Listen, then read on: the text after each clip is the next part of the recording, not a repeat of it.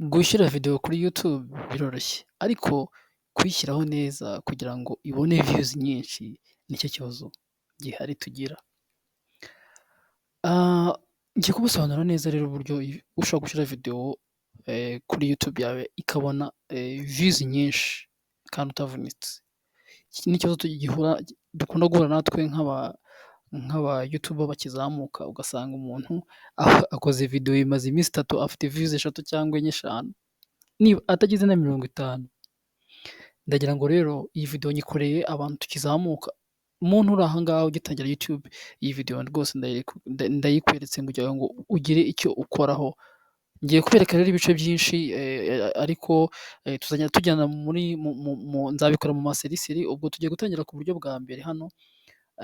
Uburyo bwa mbere ukora iyo utangiye gushyira video yawe kuri YouTube, ukora icyo bita ubushakashatsi kuri keywords. Abatazi keywords nabyo ndabibereka ko ngewe bashaka kugira ngo mbabwire ibintu nabibereka. Uburyo bwa mbere tugiye kureba ubushakashatsi kuri keywords. Keywords rero nk'uko tubibona aha ngaha, keywords hano ukuntu tuzireba, ufungura channel yawe nk'ibisanzwe kuri YouTube Studio. YouTube Studio urabizi igira analytics, dashboard, content, kugira ngo mbanze mbibereke noneho ukuntu bimera. Ukaza rero uza aha ngaha hari settings. Ni ukuvuga ngo ngiye kubereka keywords. Keywords icyo ari cyo, hari abantu baba batazi keywords icyo ari cyo. Nkora kuri setting, ndamara kujya kuri setting nkaza hano handitse ngo channel. Ni channel yawe, iyi ni channel yanjye ndiho, ukayikoraho channel. Rero icyo bita keywords ni iki? Ubusobanuro bw'iyi keywords ni ukugira ngo YouTube imenye ibintu byawe ukora, imenye nuko yafata video zawe ikazigeza kure. Hano murahabona YouTube growth, YouTube tips, YouTube branding, get more views, get more subscribers, how to grow your YouTube advice, YouTube growth advice. Izi nizo bita keywords. Ndaza no kubereka ukuntu ushobora kuzibona, kuko hari igihe udashobora kuzimenya ariko ushobora kuzibona kugira ngo bikwereke ku buryo wabikora neza. Iyo urangije rero kuzandikamo ukora icyo bita save, nk'uko mubibona aha ngaha urasevinga. Twihuse rero ntabwo ndi bubatindire, hari intuze ngiye kubereka link y'umugabo bita VDQ. Uyu mugabo abisobanura neza cyane. Iyi link muyandike ni VDQ Inc. Urayifungura, wamara kuyifungura ukiyandikishamo. Niba ufite Google email uyandikishamo nta kibazo.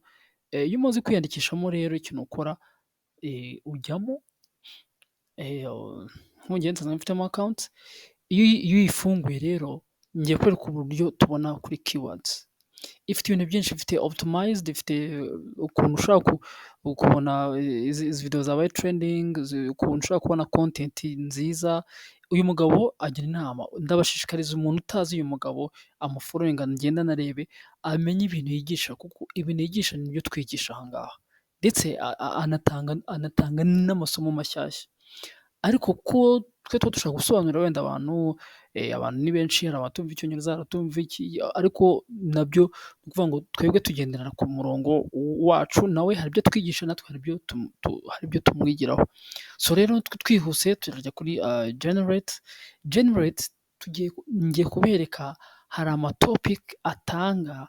Ngiye nkuko nifuzaga topic yanjye, ariko mu buryo bw'icyongereza. Iyi topic yanjye ni boost, title yanjye ya video ni boost your YouTube views profile. Ariko ngewe ntuzanjye namuhaye ngo ni gute uploadinga video kuri YouTube mu gihe nyacyo tukabona views. Dore nkuko nabyise, how to upload video on YouTube the right way to get more views. Mu gihe keywords ahise azima, munazibona, hari YouTube SEO, hari engagement boost, hari how to upload video. Izi nizi SEO, YouTube monetization. Ibi nibyo, iyi nizo keywords baba gusaba kugira ngo uzibone. Nuko iyi ntuza wayijyamo ugashyiramo title. Ariko ngewe title yanjye ko yashyizemo, yahise amindurira title ishobora gukurura abantu banjye, yitwa boost your YouTube view with the proven video upload strategies. Ubwo iyo title niyo ndi bugendeho. Ampa na description ya title yanjye. Ndaza kugenda mbibereka no muri video no muri iki.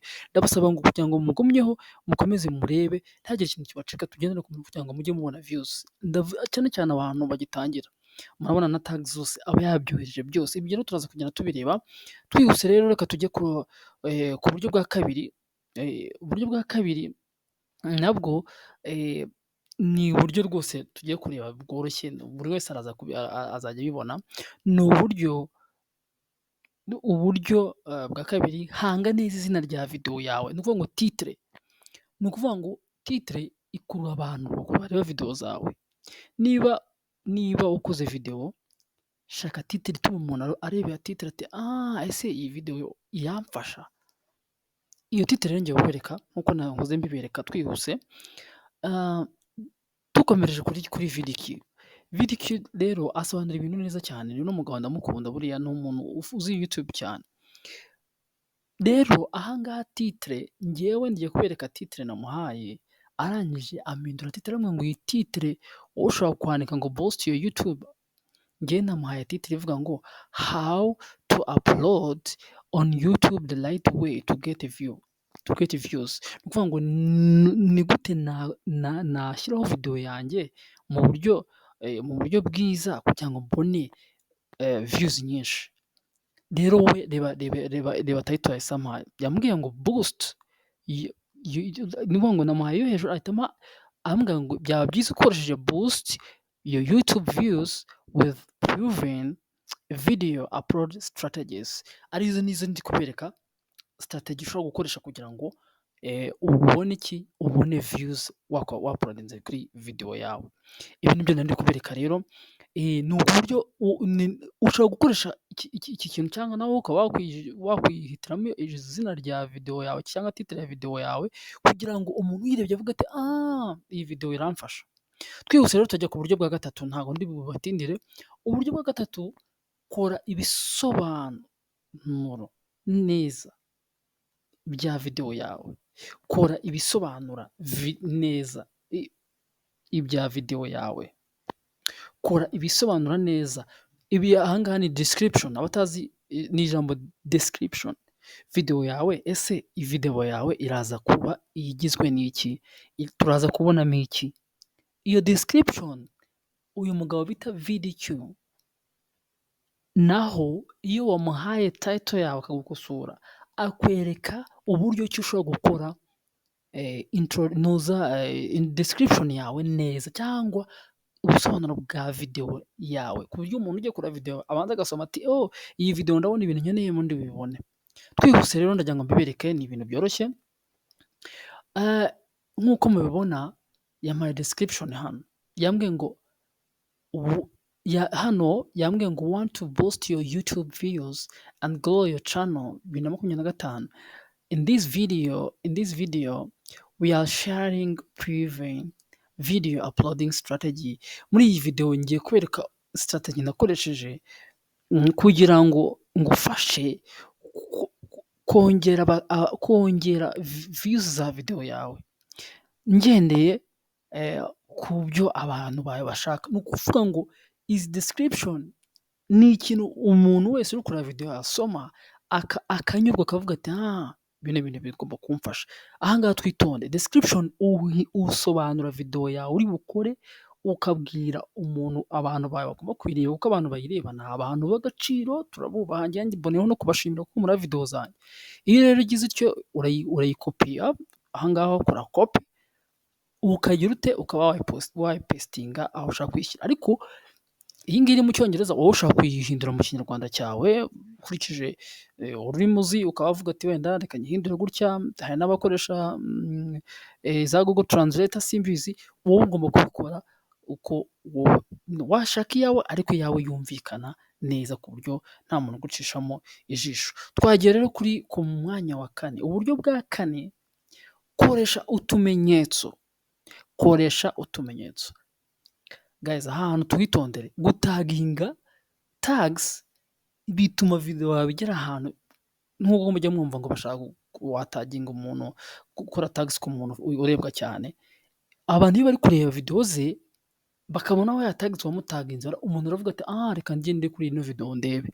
Iki kintu cya tags please please mucyitondere. Tags ngiye kubereka uburyo bwa tags. Uburyo bwa tags hano rero ngiye kubereka nk'uko rwose uno mugabo turimo turamugenderaho arabyerekana. Tags za title yanjye hano abazitanze ko ari nyinshi cyane. Hari YouTube SEO, hari social media marketing, hari YouTube SEO 2025, hari content creation, hari how to upload video on YouTube, YouTube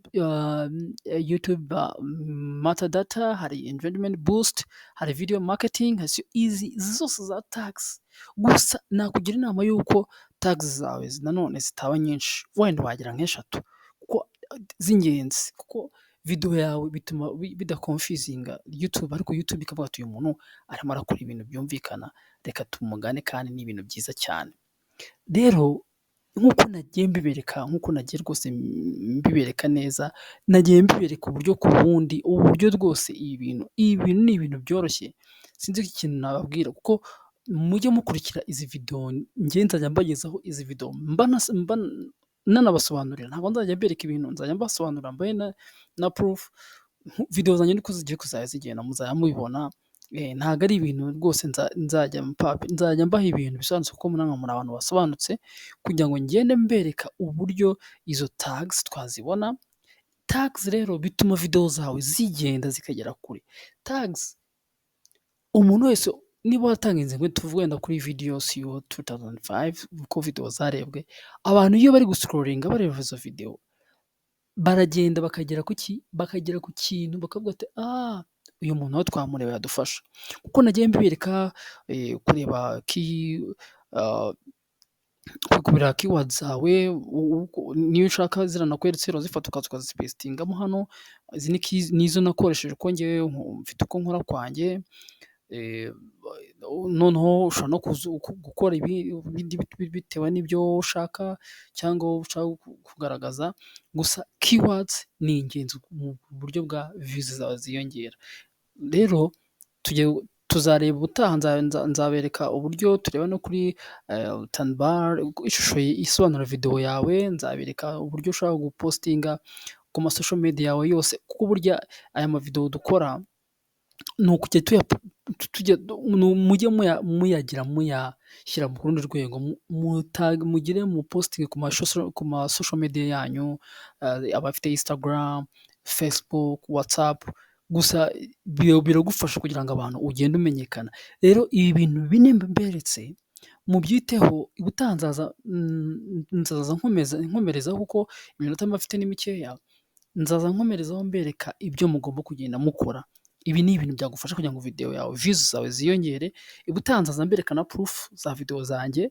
Ngewe ntangiye YouTube vuba, ukwezi kumwe n'igice kurageze, ariko ubu ngubu ahantu ngeze ni ahantu hashimishije. Ubutaha video nzakora nzabereka noneho ahantu ngeze, nzabereka noneho views ngira, kandi nkurikije ukuntu ntangiye ejo bundi. Ni ibintu iyi strategy nakoresheje niyo yatumye views yanjye yiyongera. Ubutaha nzabereka video ibisobanura neza. Rero mwakoze cyane gukurikirana YouTube channel yacu MD Empire TV. Ndabashimira cyane, muri abantu b'abagabo. Mwibuke gukora subscribe, share and like. Ni ukuri niba urebye video y'umuntu mushigikire, umuhe na like basi, sibyo? Wenda ntabwo tuvuze ngo ukore subscribe, kuko subscribe uyikora ubishaka cyangwa utabishaka. Ngewe rero ndabisabira, niba mbakoreye video mfashe umwanya, nimumpe ako like basi da, cyangwa mumpe na comment. Rero iyi video niba igufashije, muri comment urandikaho ko urambwira ko ari byiza, uramushyigikira umpa na like. Rero ni iby'agaciro kubagira. Ndabakunda cyane, dusubire muri video y'ubutaha. Ciao ciao.